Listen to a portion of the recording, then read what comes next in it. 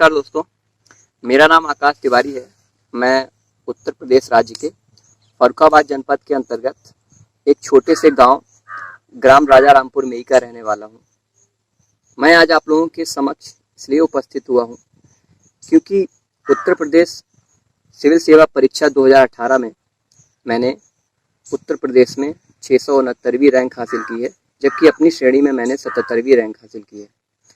मेरी ये सफलता छोटी सी है, लेकिन ये उस समय अधिक बड़ी हो जाती है जब आपका माध्यम हिंदी हो और आप ग्रामीण पृष्ठभूमि से बिलोंग करते हो और ये आपका पहला प्रयास हो। जहाँ तक मेरी ये सफलता है, इसका श्रेय मैं अपने माता पिता को देना चाहूँगा, जो संजय तिवारी और श्रीमती अनीता तिवारी जी हैं। मेरे पिताजी एक किसान हैं और मेरी माता एक साधारण गृहिणी हैं। मेरे बाबा, मेरे चाचा चाची, मेरे कुछ मित्रगण हैं और मेरे कुछ गुरुजन हैं। मैं इन्हें अपनी सफलता का श्रेय देना चाहूँगा। तो मेरी प्रारंभिक शिक्षा मेरे गांव से ही हुई है। प्राइमरी विद्यालय से हुई है, कक्षा 1 से लेकर 8 तक। उसके बाद मेरी पढ़ाई आगे की कक्षा 9 से लेकर 12 तक फर्रुखाबाद शहर में एक सरकारी विद्यालय में हुई। उसके बाद मैंने यूपीटीयू से वर्ष 2014 में अपनी इंजीनियरिंग कंप्लीट कर ली थी, इलेक्ट्रॉनिक्स एंड कम्युनिकेशन इंजीनियरिंग से। ऐसा माना जाता है कि जो भी विद्यार्थी तत्कालीन समय में 2010 में जब मैंने इंटरमीडिएट पास किया था, तो ऐसा माना जाता था कि जो बच्चा अपने कक्षा में थोड़ा पढ़ने में तेज होगा, मेधावी होगा, उसे या तो इंजीनियरिंग करवाई जाएगी और या तो उसे डॉक्टर बनाया जाएगा। समाज द्वारा ये जो प्रवृत्ति बनाई गई थी, इसका फर्क मेरी मानसिकता पर भी पड़ा, मेरे परिवार की मानसिकता पर पड़ा, मेरे माता पिता की मानसिकता पर पड़ा। तो उन लोगों ने मुझे इंजीनियरिंग करने के लिए भेज दिया। यूपी लोक सेवा आयोग में नौकरी पाने का सुनहरा अवसर। पढ़े भारत के टॉप एजुकेटर्स के साथ और पाए कंप्लीट स्टडी मटेरियल एक ही ऐप पर। Download entry now. इंजीनियरिंग करने के पश्चात जब मैं थोड़ा सा परिपक्व हुआ, इंजीनियरिंग करने के दौरान ही, इंजीनियरिंग करने के वर्षों में ही मैं थोड़ा सा जब परिपक्वता फील हुई, तो मेरा इंटरेस्ट इंजीनियरिंग से दूर जा रहा था। मैं मानविकीय सब्जेक्ट जो हैं, जैसे कि history, geography, polity, current affairs, international affairs, इन सब चीज़ों की तरफ मेरा आकर्षण निरंतर बना रहता था। मैं एक अच्छा खिलाड़ी भी था, मैं वॉलीबॉल खेलना पसंद करता था। तो इन सब चीज़ों के मध्य कसमकस में मैंने इंजीनियरिंग तो पूरी कर ली। क्योंकि मैं पढ़ने में थोड़ा अच्छा था, इसलिए मैंने इंजीनियरिंग पूरी कर ली। लेकिन उसके पश्चात आगे की क्या भूमिका बनाएं, आगे किस तरीके से पढ़ाई करें, इन सब को लेके बहुत बड़ा कन्फ्यूजन था मेरे दिमाग में। इसलिए मैंने कहीं पर भी अपनी जॉब नहीं की। मैं अपने घर वापस चला आया। हालांकि मेरे जो भी परिवारजन हैं, उन्होंने मेरा पूरा सपोर्ट किया और ये कहा कि अब तुम्हें जो कुछ भी परस्यू करना है आगे, वो आप कर सकते हो। तो मैं अपने गांव वापस आ गया। गांव में मैं 1 साल रहने लगा। 2015 में अपने गांव में रहा। उसके बाद समाज के बीच रहा। समाज में विभिन्न प्रकार की जो गतिविधियां होती हैं, उन्हें मैंने अच्छी तरीके से देखा, उन्हें परखा और अंततः 2016 में मैंने ये अपना ये निर्णय लिया कि मुझे सिविल सेवा की तैयारी करनी है। और मैं पूर्णतः 2016 में सिविल सेवा की तैयारी के लिए तैयार हो गया। मानसिक रूप से, शारीरिक रूप से मैं पूर्णतः सिविल सेवा में कूद गया, आप कह सकते हैं। तो 2017 में मैं इलाहाबाद चला गया। इलाहाबाद में मैंने हिस्ट्री, पॉलिटी और ज्योग्राफी की कोचिंग की। ज्योग्राफी के मेरे सर थे श्रीमान मनोज कुमार मिश्रा जी और पॉलिटी के मेरे टीचर थे श्रीमान संजीव कुमार वाजपेयी जी। इन लोगों ने मुझे जो ये 2 सब्जेक्ट हैं, वो बहुत ही अच्छी तरीके से पढ़ा दिए। जिसके बाद मुझे लगा कि ट्रेडिशनल सब्जेक्ट्स में केवल आपका इकोनॉमिक्स बचता है और हिस्ट्री बचता है और थोड़ा बहुत आप समाज वगैरह को देख लेते हैं। तो उसकी वजह से जो ट्रेडिशनल सब्जेक्ट्स थे, वो मेरे कहीं ना कहीं प्रिपेयर हो गए। और जहाँ तक मेरी एग्ज़ाम की जो स्ट्रेटजी है एग्ज़ाम को क्रैक करने की, उसकी बात करूँ तो मैंने प्री, मेंस और इंटरव्यू के लिए इंटीग्रेटेड अप्रोच नहीं अपनाई। मैं ये मानता हूँ कि आप किसी चीज़ के लिए प्रारंभ करें तो सिर्फ उसी पर फोकस करें, ना कि आगे पर। मैंने प्री की तैयारी अलग से की। जब मेरा प्री हो गया और साथ साथ में इस तरीके से तैयारी की जो कुछ भी छूटने ना पाए। जब मैंने प्री की तैयारी की तो मैंने प्री की पूर्णतः तैयारी कर ली।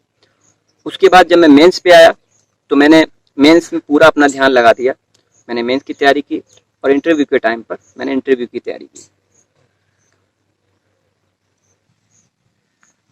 जहाँ तक मेरी प्रारंभिक परीक्षा की तैयारी का प्रश्न है, तो मैंने अपनी प्रारंभिक परीक्षा की तैयारी अलग अलग जो सब्जेक्ट थे मैंने उन्हें टारगेट किया। मुझे पता है कि 6 से 7 सब्जेक्ट्स प्रारंभिक परीक्षा के पेपर में आएंगे, उनसे क्वेश्चन पूछे जाएंगे और जो क्वेश्चन पूछे जाएंगे वो 20 से 25 होंगे। अर्थात 20 से 25 क्वेश्चन ज्योग्राफी के होंगे, 20 से 25 क्वेश्चन आपके हिस्ट्री से होंगे और 20 से 25 क्वेश्चन आपके सामाजिक विज्ञान से होंगे, जो सामान्य विज्ञान आता है उससे होंगे और करंट अफेयर से होंगे। मैंने इनको सबको अलग अलग प्रिपेयर किया, मैंने एक साथ प्रिपेयर नहीं किया। मैंने ज्योग्राफी के 20 से 25 क्वेश्चन के लिए करीब 7,000 से लेकर 8,000 क्वेश्चन अलग से सॉल्व किए। मैं खुद ही अपने क्वेश्चन बना लेता था बहुविकल्पी टाइप के और उन्हें मैं सॉल्व करता था। या फिर मेरा जो मित्र होते थे, मेरी एक मित्र थी विजया पांडे, मैं उससे कहता था कि आप क्वेश्चंस को बनाइए। मैं लगभग जब प्री की परीक्षा पास आ गई तो मैंने उससे प्रतिदिन 3 से 4 पेपर उससे बनवाए, जिससे कि मेरे पास प्रतिदिन करीब 500 से 600 क्वेश्चन हो जाते थे हर एक सब्जेक्ट के और मैं उन्हें सॉल्व करता था। उसके बाद जो मेरा करंट अफेयर है, मैंने इसकी तैयारी कैसे की। करंट अफेयर जो प्री के लिए है उसके लिए आप सबसे पहले तो सोशल मीडिया को ना छोड़ें। कई बार ऐसा होता है कि लोग सोशल मीडिया से दूर हो जाते हैं। सोशल मीडिया को ना छोड़ें। हालांकि आपकी जो फ्रेंड लिस्ट है उसे स्ट्रिंग करें, 100 से 150 या 200 तक लेके आएँ फ्रेंड लिस्ट को, और उसमें से जो भी प्रोडक्टिव लोग हैं उन्हें आप अपने सोशल मीडिया अकाउंट पर ऐड करें, जिसमें से मेनली मैं फेसबुक को सजेस्ट करता हूँ सोशल मीडिया में। और फेसबुक पर आप ऐसे लोगों के पेजेस लाइक करें जो किसी भी बड़ी संस्था के डायरेक्टर हैं, चेयरमैन हैं या फिर किसी बड़े देश के प्रधानमंत्री, राष्ट्रपति हैं, उनके पेजेस को लाइक करिए। साथ ही साथ में जो अंतर्राष्ट्रीय संस्थाएं हैं, इसमें से WHO है, यूनाइटेड नेशंस है, यूनाइटेड नेशंस विमेन है, यूनाइटेड नेशन जो रिफ्यूजी काउंसिल है, इन सब के पेजेस को आप लाइक करिए फेसबुक पर, क्योंकि जो भी इंफॉर्मेशन नहीं पढ़ती है वो फेसबुक पे सबसे पहले पढ़ जाती है। इसके साथ साथ आप न्यूज़पेपर्स को लाइक कर सकते हैं करंट अफेयर्स के लिए। न्यूज़पेपर्स में आप इंग्लैंड के न्यूज़पेपर्स को, जैसे द गार्जियन हुआ, द राइटर्स हुआ, इसे आप पेज को लाइक करिए। USA से द न्यूयॉर्क टाइम्स है, वॉशिंगटन पोस्ट है, इसे लाइक करिए। ब्राज़ील के न्यूज़पेपर्स को लाइक करिए। साथ ही साथ में आप जो हमारा मिडिल ईस्ट है उसमें से अल जज़ीरा को लाइक कर सकते हैं, जो न्यूज़पेपर्स के पेजेज हैं उन्हें। भारत में से तो पता ही है आप लोगों को। और जब आप इधर ईस्ट एशिया में जाते हैं, जिसमें से चीन आता है, तो चीन का ग्लोबल टाइम्स है, उसे लाइक कर सकते हैं। साउथ कोरिया की योनहैप न्यूज एजेंसी है, उसे लाइक किया जा सकता है। और जापान के न्यूज़पेपर को लाइक किया जा सकता है। साथ ही साथ में अगर ऑस्ट्रेलिया में जाएंगे तो ABC न्यूज़। मेरा कहने का मतलब ये है कि आपको फेसबुक को छोड़ना नहीं है, फेसबुक का प्रयोग करते रहना है। और अक्सर ऐसा होता है कि एक बंदा जो कुछ भी कार्य कर रहा हो वो दिन में एक बार फेसबुक खोल ही लेता है। फेसबुक अगर आप खोलते हैं तो आपके सामने प्रोडक्टिव चीज़ें आनी चाहिए, ना कि आपके सामने सेल्फीज और ये इधर घूम रहे हैं कुछ लोग, उनकी चीज़ें आए। मैं तो बस यही चाहता हूँ कि आप फेसबुक खोलें तो प्रोडक्टिव चीज़ें आनी चाहिए आपके एग्जाम के पॉइंट ऑफ व्यू से। तो ये तो करंट अफेयर्स की बात थी। फेसबुक को निरंतर चलाना नहीं है, मतलब जब भी खोलना है तो प्रोडक्टिव रहना है। उसके बाद मैं अपनी जो इकोनॉमिक्स है, इकोनॉमिक्स के लिए आप, मुझे लगता है इकोनॉमिक्स एक ऐसा सब्जेक्ट है जो ज़्यादातर बच्चों को काफ़ी वैसा लगता है सोफिस्टिकेटेड टाइप का, उसके लिए अच्छी प्रिपरेशन नहीं कर पाते हैं। तो योजना और कुरुक्षेत्र 2 मैगजीन है जिन्हें हर महीने लेते रहिए। और कुछ लोग यदि हर महीने नहीं ले पाते हैं तो दूसरे तीसरे महीने तो लेते ही रहिए, उसे अच्छे से पढ़िए। उसका डेटा एक नोटबुक बना लीजिए मोटा सा, उसमें योजना और कुरुक्षेत्र का डेटा लगातार आप लिखते रहिए और उस नोटबुक पे लिख दीजिए इकोनॉमिक्स, और इकोनॉमिक्स का जितना भी डेटा आता है वो उस पर लिखिए आप। उसके साथ साथ जो ट्रेडिशनल इकोनॉमिक्स है उसके लिए आप क्या करें, किसी भी अपने सीनियर से पूछ लें, उसके पास यदि नोट्स हो, या फिर किसी भी कोचिंग संस्थान से नोट मंगवा लें अपने पास। उससे क्या होगा, जो ट्रेडिशनल इकोनॉमिक्स है वो आपका तैयार हो जाएगा। हालांकि ज़्यादा प्रश्न नहीं पूछे जाते हैं। और इसके बाद आप मेंस पर आते हैं। मेंस मतलब मेन, वो तो मेन एग्जाम है ही। वहां पे आपको अपना माध्यम चूज करना पड़ता है कि हिंदी रखेंगे या फिर इंग्लिश रखेंगे। मैं अपना बताऊं तो मैं एक ग्रामीण पृष्ठभूमि से हूँ, समाज के बीच रहा हूँ, तो मुझे लगता था कि जो हिंदी है उसमें मैं अपनी बात को ज़्यादा अच्छे तरीके से रख पाऊंगा, इसलिए मैंने हिंदी माध्यम रखा। हालांकि इसको लेके चुनौतियां बहुत सारी हैं। मैं यूपीएससी के जो हिंदी के एस्पिरेंट्स हैं उन्हें सुनता रहता था, तो वो बताते थे कि हिंदी काफ़ी मुश्किल हो जाएगी आपके लिए, क्योंकि लिखने में उतनी स्पीड नहीं बनती है। दूसरा, इंग्लिश में क्या होता है कि आप एक बार पेन को रखते हैं तो काफ़ी पूरा वर्ड लिख देते हैं, जबकि हिंदी में ऐसा नहीं है। हिंदी में आपको लाइन भी खींचनी पड़ती है ऊपर, साथ साथ में हर बार कलम को उठाना पड़ता है, तो स्पीड नहीं बनती है। और राइटिंग को भी अच्छा रखना पड़ता है, हिंदी का मटेरियल की प्रॉब्लम है। तो हिंदी माध्यम के विद्यार्थी को स्मार्ट रहना है, और स्मार्टनेस हिंदी में लाने के लिए सबसे बेहतरीन कारण है आप लगातार राइटिंग की प्रैक्टिस कीजिए, निरंतर राइटिंग की प्रैक्टिस कीजिए, ज़्यादा से ज़्यादा क्वेश्चंस को सॉल्व कीजिए। और क्वेश्चन एक बार में एक प्रश्न सॉल्व मत कीजिए, एक बार में कम से कम मैं आपको राय दूंगा कि 10 प्रश्न सॉल्व कीजिए एक बार में लिखने के लिए। क्योंकि ऐसा होता है कि जब आप 2-3 क्वेश्चन सॉल्व करते हैं एक बार में, तो आपको ना तो टाइम का कुछ पता होता है और ना ही आपकी स्पीड का कुछ पता होता है, बस आप लिखने में रहते हैं। 10 क्वेश्चन सॉल्व करेंगे तो आपको पता भी होगा कि मैं 1 मिनट में कितने क्वेश्चंस लिख रहा हूँ, और जो लेंथ होती है किसी चीज को लिखने की, जो थकान आती है, वो भी पता लग जाएगी कि कितनी आ रही है। तो राइटिंग की प्रैक्टिस बहुत जरूरी है। अब आता हूं मैं कैसे तैयारी करें आप अपने मेंस की। तो मेंस में आपको पता है कि GS1, GS2, GS3 और GS4, ये 4 GS के पेपर होते हैं। एक हिंदी का होता है जिसे सामान्य हिंदी कहते हैं, उसके बाद एक पेपर निबंध का होता है, और 2 पेपर आपके ऑप्शनल के होते हैं। कुल मिला के 8 पेपर आपको लिखने पड़ते हैं, और ये सब आपको 4 दिन में करना है। 4 दिन में लिखना है, प्रत्येक दिन 6 घंटे आपको लिखना पड़ेगा। इसके लिए आपको बहुत तैयार हो जाना चाहिए। लिखने के लिए मैं सबसे ज़्यादा आपसे लोगों से कहूँगा, हिंदी माध्यम के विद्यार्थियों से मैं हाथ जोड़कर कहूँगा कि आप लिखने की प्रैक्टिस करते रहिए, बहुत ज़बरदस्त लिखने की प्रैक्टिस कीजिए, निरंतर लिखिए। तो GS1 में आपके पास लिखने के लिए आएगा हिस्ट्री, ज्योग्राफी। और हिस्ट्री के लिए मैं बताऊं तो मैंने अपने नोट्स, सर थे और विजन IAS के नोट्स मैंने मंगवाए थे, वो मैंने प्रिपेयर किए। साथ ही साथ में मैं थोड़ी बहुत NCERT तो नहीं कहूँगा, मेरा प्राइमरी विद्यालय था, वहाँ पे NCERT अभी प्रारंभ हुई है, लेकिन इससे पहले उसमें जो भी बुक्स चलती थी गांव के प्राइमरी विद्यालय में, मैं उन्हीं बुक्स को ले जाके पढ़ लेता था। कक्षा 6 से लेकर 12 तक की बुक्स को मैंने पढ़ा हिस्ट्री और ज्योग्राफी के लिए। और साथ ही साथ में मैं नोट्स बनाता रहता था।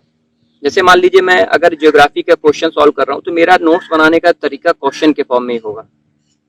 अब यदि ज्योग्राफी में उन्होंने पूछा गया है कि महासागरीय धाराओं के निर्माण कैसे होते हैं और उनकी उत्पत्ति के कारणों की समीक्षा कीजिए, तो ये मैं अपने उसमें लिखता था, क्वेश्चन आंसर के फॉर्मेट में। यदि उन्होंने हिस्ट्री में मुझसे पूछा कि जो प्लासी का युद्ध था वो अंग्रेजों की भारत में जो सत्ता है उसकी स्थापना पर मुहर लगाने जैसा था, तो इसके लिए मैंने उसके क्वेश्चन आंसर के फॉर्म में लिखा। मेरे जो नोट्स होते हैं वो क्वेश्चन और आंसर के फॉर्म में होते हैं। प्रत्येक नोट्स क्वेश्चन आपका लिखा होगा, उसके नीचे आप आंसर लिखिए, और इस तरीके से नोट्स बनाइए। लगातार आप एग्जाम के मोड में रहिए मेंस के टाइम पर। अब बात आती है GS2 की, पॉलिटी में भी। तो पॉलिटी में भी यही मैं राय दूंगा आपको कि क्वेश्चन और आंसर के फॉर्म में। फेसबुक को चलाना आप छोड़िए मत, फेसबुक पर आपको जो भी करंट अफेयर्स मिलता है, साथ ही साथ आप दृष्टि की जो IAS की बुक आती है, दृष्टि IAS की करंट अफेयर की मंथली बुक मैगजीन आती है, उसे आप खरीद सकते हैं। उसे भी अपने करंट को ब्रश अप करने के लिए यूज करते रहिए। जो भी आंसर लिखिए उसमें करंट का छोटा छोटा पार्ट यूज करते रहिए निरंतर। डायग्राम्स वगैरह का भी ध्यान रख सकते हैं, लेकिन मैंडेटरी नहीं है। मैंने इस प्रकार से किसी बड़े डायग्राम का प्रयोग बहुत ज़्यादा नहीं किया। हालांकि जो ज्योग्राफी है उसमें आप मैप्स वगैरह बना सकते हैं। ज्योग्राफी के लिए सबसे इंपॉर्टेंट हो जाता है कौन सा देश कहाँ पर है। कौन सा देश कहाँ पर है, इसके लिए आपको एटलस की आवश्यकता पड़ेगी। साथ ही साथ में करंट अफेयर की भी आवश्यकता पड़ेगी। जो भारतीय प्रमुख हैं, जैसे प्रधानमंत्री हैं और हमारे जो राष्ट्रपति जी हैं, उपराष्ट्रपति जी हैं, किस देश का दौरा कर रहे हैं ये आपको पता होना चाहिए। वो देश कहाँ पर है, उसकी सीमाएं किस देशों से लगती हैं। इनसे आपको क्या मिलता है कि ज्योग्राफी की बहुत अच्छी समझ मिलती है और इकोनॉमी की बहुत अच्छी समझ मिलती है। वहाँ पे जो समझौते हो रहे हैं साइंस और टेक्नोलॉजी से संबंधित या फिर इकोनॉमी से संबंधित या फिर जो भी व्यापार है उनसे संबंधित, तो इन चीज़ों को कवर करते रहिए, अपने दिमाग को खुला रखिए। लेकिन ये मत सोचिए कि मैं कुछ बहुत बड़ा करने जा रहा हूँ, कुछ प्रेशर नहीं लेना है। बस जो अगला स्टेप है बस उसी की तैयारी करनी है। ये नहीं कि आपको अगला स्टेप आपका मेंस देना है और आप तैयारी कर रहे हैं, इंटरव्यू की प्रेशर में ले रहे हैं, ऐसा कुछ भी नहीं है। तैयारी करते रहिए आराम से। और GS2 मतलब पॉलिटी और इंटरनेशनल रिलेशंस। इंटरनेशनल रिलेशंस के लिए न्यूज़पेपर मैंने आपको बताए। आपको पढ़ना है फेसबुक पर जो भी पेजेस हैं उन्हें लाइक किया हुआ है। इंटरनेशनल रिलेशंस के लिए जो ऑर्गेनाइजेशंस हैं जितनी भी, WHO, यूनाइटेड नेशंस और जो भी हमारे SCO हैं, सार्क, इन सब ऑर्गेनाइजेशंस को लाइक कीजिए फेसबुक पर, उनके पेजेस को, और तैयारी को बना के रखिए, एकदम से निरंतर कनेक्टेड रखिए करंट अफेयर्स से। जहाँ तक GS3, तो GS3 में आपका इकोनॉमिक्स आता है और जनसंख्या और नगरीकरण आता है, मैं भूल रहा हूँ अभी, शायद यही आता है। तो इसके लिए आपको क्या करना है कि जो मैंने योजना और कुरुक्षेत्र बताया है, बहुत ज़्यादा नहीं पढ़ना है। मैं तो हमेशा यही कहूँगा किसी भी एस्पिरेंट से, बहुत ज़्यादा नहीं पढ़ना है। जितना पढ़ना है वो कंस्ट्रक्टिव पढ़ना है और क्रिएटिव करके पढ़ना है और अपनी तरफ से उन चीज़ों में इम्प्लीमेंटेशन करना है। जितना आपने पढ़ा वो यदि आप वहाँ पर लिख ले जाते हैं तो आपकी परीक्षा की जो तैयारी है उसकी सार्थकता है। और आप पढ़ रहे हैं बहुत सारा, तो अगर नहीं कर पा रहे हैं तो मुश्किल है। तो मैं ये कहूँगा कि योजना है कुरुक्षेत्र, इसे अच्छे से पढ़िए एकदम बढ़िया तरीके से और लिखने की कोशिश कीजिए।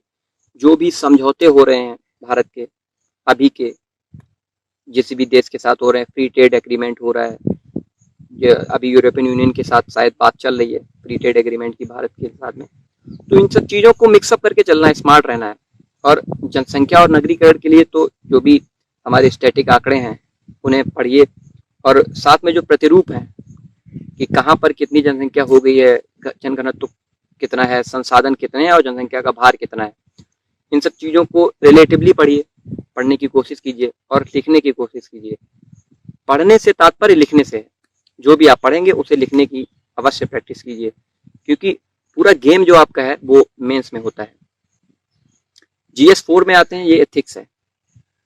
एथिक्स के लिए मैं ये कहूँगा कि बहुत बड़ी व्यवहारिकता आवश्यक है। GS4 की तैयारी के लिए आपको समाज के बीच में रहना पड़ेगा, अर्थात आपको जब न्यूज़पेपर पढ़ रहे हैं, कोई भी आपके घर पे न्यूज़पेपर आता होगा, दैनिक जागरण, अमर उजाला या फिर कोई इंग्लिश न्यूज़पेपर जैसे कि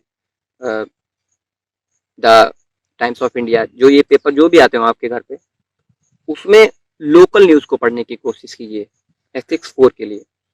क्योंकि लोकल न्यूज़ में ऐसा होता है कि जो आपकी शंकाएं हैं वो लोकल ही नज़र आती हैं कि उस फैक्ट्री में ये पदार्थ निकल गया, उसकी वजह से वहाँ पर इतने लोगों की डेथ हो गई और उन लोगों ने वहाँ पर ये सॉल्यूशन नहीं दिया था। या फिर किसी भी जहाँ कहीं भी लोकल न्यूज़ में ऐसा आता है कि वहाँ पर कच्ची शराब का कारोबार होता था, वहाँ पर जो अधिकारी हैं उनकी लापरवाही की वजह से इतने लोगों की मृत्यु हो गई। तो ये लोकल न्यूज़ आती है, ये सब एथिक्स का मामला है। एथिक्स को अच्छे से तैयार किया जा सकता है। साथ ही साथ आप अपनी तैयारी का आधार या फिर अनुभव का आधार छोटे बच्चों को बनाइए, अपनी उम्र से छोटे बच्चों को, क्योंकि जब अपनी उम्र से छोटे बच्चों को आधार बनाते हैं तो बच्चों में एक बच्चापन होता है, वो आपको जीवंतता प्रदान करता है। और जब आप उन बच्चों के चेहरों को देखेंगे तो आपको प्रेरणा भी मिलती है और आप मोटिवेट भी होते हैं कि मुझे इन बच्चों के लिए कहीं ना कहीं कुछ करना है, क्योंकि यही आगे आने वाली पीढ़ी है, इसी के लिए करना है। और जो भी मूल्य हैं उन्हें बना के रखना है, अपने व्यक्तित्व में लाना है। जैसे कि सत्य, सबसे बड़ा तो सत्य है। सत्य, आपको निरंतर सत्य पर चलना है और काफ़ी मुश्किलें आती हैं चलने में। आप जो भी अधिकारी के गुण हैं वो आप में पहले से होने चाहिए, निरंतर उन्हें ब्रशअप भी कीजिए। सत्यनिष्ठा है, वस्तुनिष्ठता है, ये जो भी गुण हैं, लीडरशिप क्वालिटीज़ हैं। मैं अपना बताऊं तो मैं छोटे छोटे जो प्रोग्राम्स होते हैं जैसे कि स्वतंत्रता दिवस का जो प्रोग्राम होता था, और स्वतंत्रता दिवस का जो प्रोग्राम मैंने अपने 15 अगस्त पे अभी करवाया, 26 जनवरी के जो प्रोग्राम वो करवाता था, उनमें बच्चों की रैलियां मैं निकालता था, अपने पीछे बच्चों को ले जाके गांव में घुमाता था और उन्हें राष्ट्रवाद के लिए प्रेरित करता था। साथ ही साथ में जो भी धार्मिक कार्यक्रम होते थे उनके लिए भी मैं गांव में अपने रैली निकालता था, लोगों से अपनी बात को शेयर करता था। तो आपको कनेक्टेड रहना है एथिक्स 4 के लिए। समाज से कनेक्टेड रहिए, समाज की जो भी परेशानियां हैं उन्हें फील कीजिए, जैसे कि भ्रष्टाचार। जब आप उसे पास से देखेंगे और उसे समझने की कोशिश करेंगे तो आप एथिक्स में काफी इंपॉर्टेंट करेंगे। एथिक्स के पेपर को मैं बहुत महत्वपूर्ण मानता हूँ। ये आपके निबंध में बहुत ज्यादा काम करता है, ये आपके जीएस में भी काम करता है, साथ ही साथ में ये आपके व्यक्तित्व को बहुत अधिक निखार देता है। तो जीएस 4 को कभी भी हल्के में ना लें। विचारकों की जहां तक बात है तो पढ़ सकते हैं आप, महात्मा गांधी तो महत्वपूर्ण हो जाते हैं। एथिक्स 4 के पेपर में विदेशी विचारकों को रखने की जगह पे आप भारतीय विचारकों को रख सकते हैं, जिसमें से दीनदयाल उपाध्याय हैं, स्वामी विवेकानंद जी हैं, महात्मा गांधी हैं, अरविंदो घोष हैं, रविन्द्रनाथ टैगोर हैं।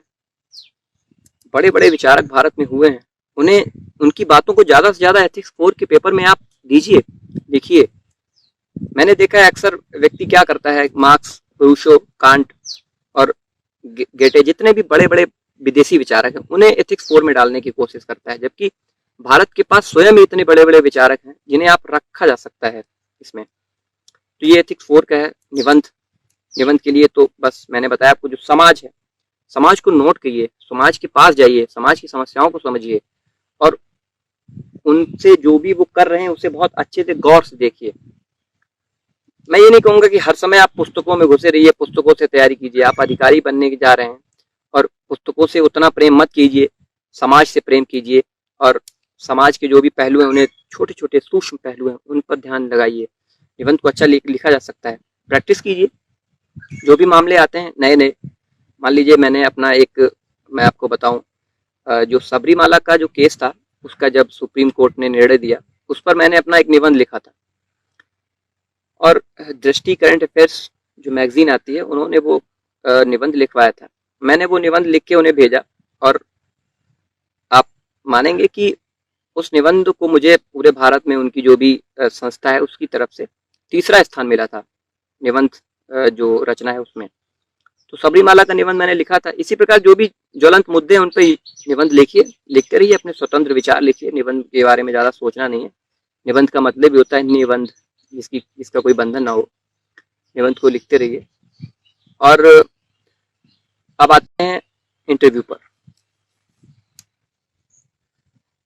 जहां तक मेरी इंटरव्यू की तैयारी का प्रश्न है, तो मैंने कहीं मॉक इंटरव्यू नहीं दिए हैं और ना ही कभी बड़े बड़े जो समारोह हैं उनमें ऊपर जाकर बोला है। लेकिन जिस प्रकार मैंने समाज के बीच में रह के अपनी तैयारी की, मेरे साथ ऐसा नहीं था कि मैं 20 घंटे तक घुस गया अपने रूम में और तैयारी की, और ये होना भी नहीं चाहिए। समाज के बीच में आइए, 4 से 5 घंटे प्रतिदिन आप अगर पढ़ते हैं, साथ ही साथ में जो बीच में इंटरनेट खोलते हैं, जब आप इंटरनेट खोलते हैं तो आपके पास प्रोडक्शन होना चाहिए। जैसे कि एक इनशॉर्ट्स ऐप आता है, इनशॉर्ट्स ऐप पर आपको 60 शब्दों में एक न्यूज मिलती है, एनफ है वो आपके लिए। वो यदि आप मोबाइल खोलते हैं और न्यूज पढ़ते हैं तो काफी अच्छा लगता है। तो इंटरव्यूज के लिए आप ज्यादा चिंता मत कीजिए। 15, 20, 25 मिनट का इंटरव्यू है, उसमें वो आपकी पर्सनैलिटी को चेक करते हैं। बोलते रहिए, आपके जो मन, मुंह में और कर्मों में सब कुछ एक साम्यता होनी चाहिए, अर्थात मनसा वाचा कर्मणा में साम्यता पूर्णतः अपने आप निकलेगा इंटरव्यू में। आपने जितना पढ़ा है सब कुछ। ध्यान रखिए कि इंटरव्यू में जाकर कुछ गलत नहीं बोलना है। जो कुछ भी वो पूछते हैं उसे बता देना है, बिल्कुल भी घबराना नहीं है। मेरा इंटरव्यू 22 मिनट चला था और आप यकीन नहीं मानेंगे कि 22 मिनट में से 18 मिनट सिर्फ चेयरमैन सर ने, प्रोफेसर एन के त्रिपाठी, मेरे बोर्ड के जो मेंबर थे, जो अध्यक्ष थे, उन्होंने मुझसे 18 मिनट क्वेश्चन पूछे और सिर्फ हिस्ट्री के। जबकि मैं एक्सपेक्ट करता था कि कुछ करंट अफेयर से पूछा जाएगा, कुछ ज्योग्राफी से पूछा जाएगा, कुछ सामाजिक मुद्दों से पूछा जाएगा, कुछ नहीं, सिर्फ हिस्ट्री। मेरा पूरा इंटरव्यू, जिसमें से एक ही मेंबर ने 18-19 मिनट पूछा, बाकी मेंबर्स ने 1-1 मिनट 22 मिनट में मेरा इंटरव्यू पूरा कर दिया। तो इंटरव्यू के लिए बिल्कुल परेशान नहीं होना है। आप 1500 मार्क्स का जो भी मेंस है उसे क्वालिफाई करके आए हैं तो 100 नंबर डिसाइड नहीं कर देंगे। यदि आपका मेंस बेहतरीन होगा, एकदम आउटस्टैंडिंग, तो इंटरव्यू कुछ खास डिसाइड नहीं करता है। मुझे लगता है आपकी रैंक ऊपर नीचे करता है। एकदम स्वच्छंद होकर जाइए इंटरव्यू देने, कोई दिक्कत नहीं है। मैं आपको बताऊं मेरे इंटरव्यू में क्या क्या क्वेश्चन पूछे गए थे, कुछ मैं आपको देता हूं। जैसे कि सबसे पहला जो प्रोफेसर त्रिपाठी सर थे, उन्होंने एक क्वेश्चन पूछा था कि आप ये बताइए कि आप ऐसा मानते हैं कि जो भारतीय इतिहास है वो हिंदू और बौद्ध जो विचार हैं उनके मध्य वर्चस्व की लड़ाई के बीच लिखा गया है। एक क्वेश्चन उन्होंने पूछा था कि आप दो घटनाएं ऐसी बताइए जिनसे जो ना हुई होती, इतिहास में जो घटनाएं दो ना हुई होती और उससे वर्तमान आज अच्छा होता। तो इसमें मैंने बताया कि एक तो भारत का विभाजन ना हुआ होता 1947 में, और दूसरा जो बक्सर और प्लासी का युद्ध हुआ था।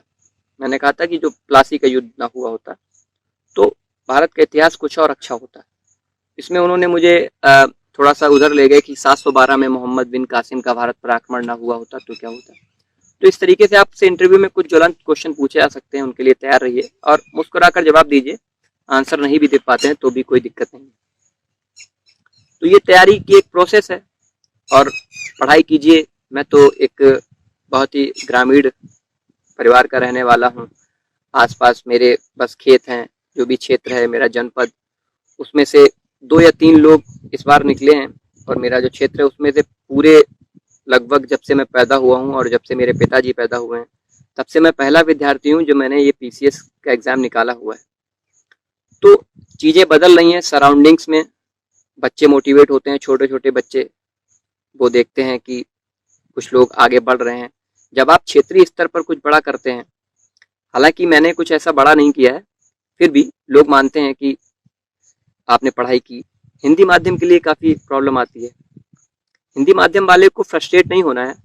आप अपनी जो काबिलियत है उस पर विश्वास रखिए, अपनी राइटिंग स्किल्स को मजबूत बनाइए। क्यों नहीं क्वालिफाई कर सकते हैं, सब कुछ किया जा सकता है।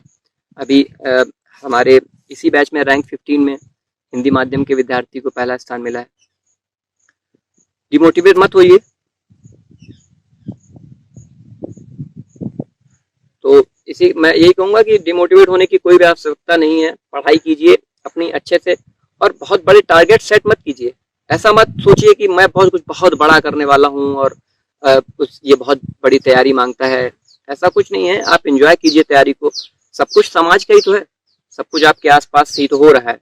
प्रधानमंत्री जी दौरे पे जा रहे हैं, राष्ट्रपति जी जा रहे हैं, मुख्यमंत्री जी बोल रहे हैं और जो भी संसद में बैठकें हो रही हैं, संसद का जो संवाद हो रहा है, सब कुछ आपके आसपास आपकी समस्याओं को लेकर हो रहा है। आपका देश है, उसी को लेकर एंजॉय कीजिए, पढ़ाई कीजिए। और मैं आपको बताऊं, जब आप सक्सेस होते हैं उसके बाद आपकी स्थिति समाज में, जो आपकी पद प्रतिष्ठा है वो एकदम से बदल जाती है। लोगों का आपके प्रति सोचने का नजरिया बदल जाता है। लोग, बड़े बड़े लोगों के फोन कॉल्स आते हैं, आप लगातार 6-6 घंटे फोन पे बात करते रहेंगे, बधाइयां सुनते रहेंगे।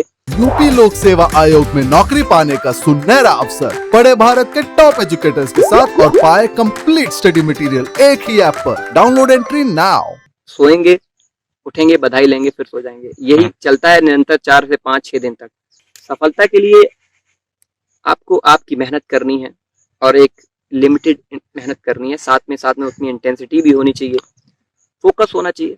करिए, माता पिता का साथ होगा, परिवार का साथ होगा, सब कुछ हो जाएगा। ये वीडियो जो दिल्ली नॉलेज ट्रैक ने मेरा बनाया, उसके लिए मैं उसका बहुत धन्यवाद करता हूँ। और साथ ही साथ में मैं जो भी आने वाले विद्यार्थी हैं उन्हें प्रेरणा देता हूँ कि मुझसे कुछ सीखिए और आगे बढ़ने का प्रयत्न कीजिए। नमस्कार।